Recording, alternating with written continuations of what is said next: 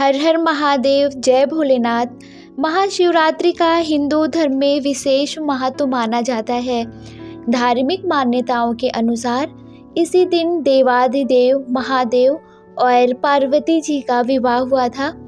वैदिक पंचांग के अनुसार फाल्गुन माह के चतुर्दशी तिथि के दिन हर वर्ष महाशिवरात्रि का पावन पर्व मनाया जाता है।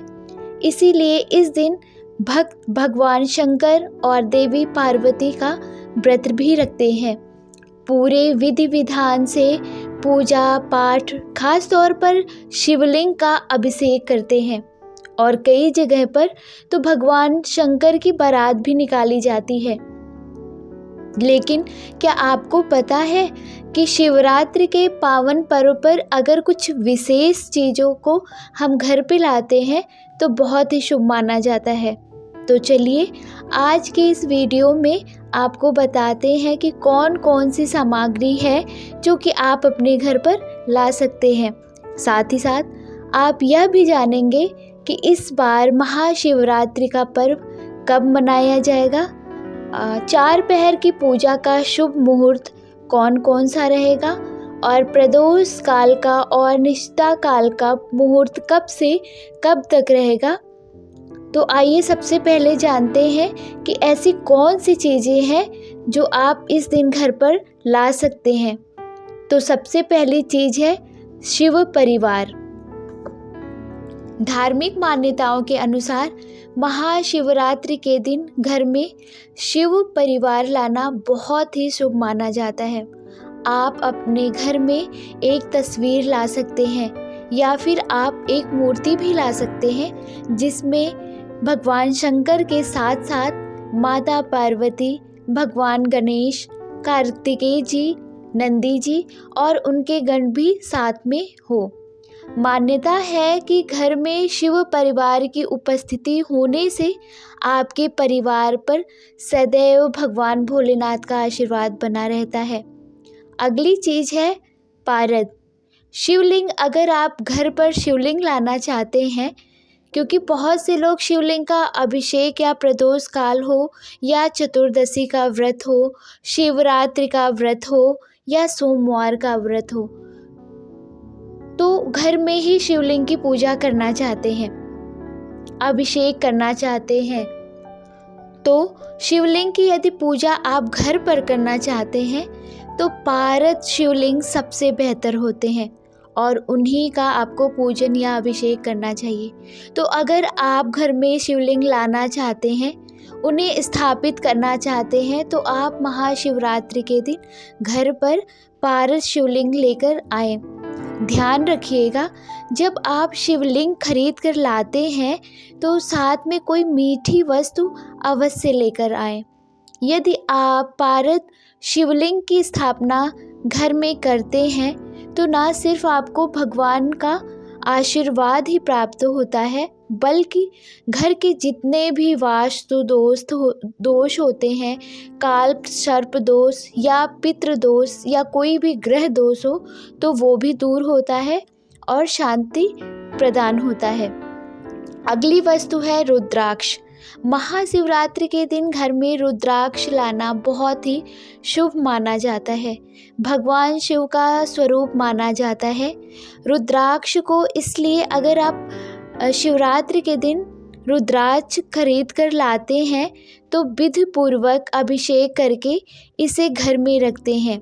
इसका 108 बार जाप करने से भगवान भोलेनाथ की कृपा प्राप्ति होती है और इसके साथ ही रुद्राक्ष आपके जीवन के सारे रोग शोक और दुखों का निवारण भी करता है। आप रुद्राक्ष की माला ला सकते हैं या फिर आप पंचमुखी रुद्राक्ष भी घर में ला सकते हैं। अब जानिए इस बार महाशिवरात्रि के शुभ मुहूर्त के बारे में। इस बार फाल्गुन कृष्ण चतुर्दशी तिथि प्रारंभ होगी 26 फरवरी बुधवार को सुबह 11:09 से और चतुर्दशी तिथि समाप्त होगी 27 फरवरी दिन गुरुवार को सुबह 8:54 पर।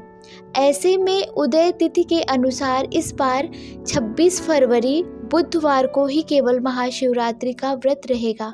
व्रत सुबह सूर्योदय से प्रारंभ होकर अगले दिन के सूर्योदय तक रहेगा। शिवरात्रि के व्रत में बहुत से लोग निराहार निर्जल रहकर व्रत रखते हैं, तो कुछ लोग एक समय फलाहार ग्रहण करके भी व्रत रखते हैं। जिनकी सामर्थ्य व्रत रखने की ना हो वह भी इस दिन शुभ मुहूर्त में भगवान शिव की और शिवलिंग की पूजा करके व्रत जितना ही पुण्य प्राप्त कर सकते हैं। 26 फरवरी को ब्रह्म मुहूर्त का समय रहेगा। सुबह 5:01 से 6:04 तक सूर्योदय होगा। सुबह 6:53 पर सूर्यास्त, शाम 6:02 पर होगा। इस बार शिवरात्रि व्रत के दिन बहुत ही शुभ योग बन रहा है, जो कि शिव योग होगा, जो सुबह से लेकर रात 11:04 तक रहेगा और उसके बाद में सिद्ध योग प्रारंभ हो जाएगा। अमृत काल सुबह 6:02 से 7:31 तक रहेगा। राहु काल जो कि अशुभ मुहूर्त होता है, दोपहर 1:30 से 3 बजे तक रहेगा और भद्रा सुबह 11:08 से रात 10:05 तक रहेगी।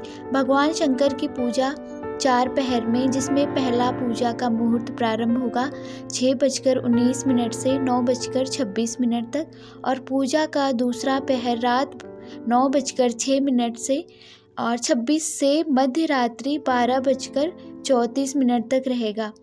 तीसरा पहर रात 12:34 से सुबह 3:41 तक रहेगा।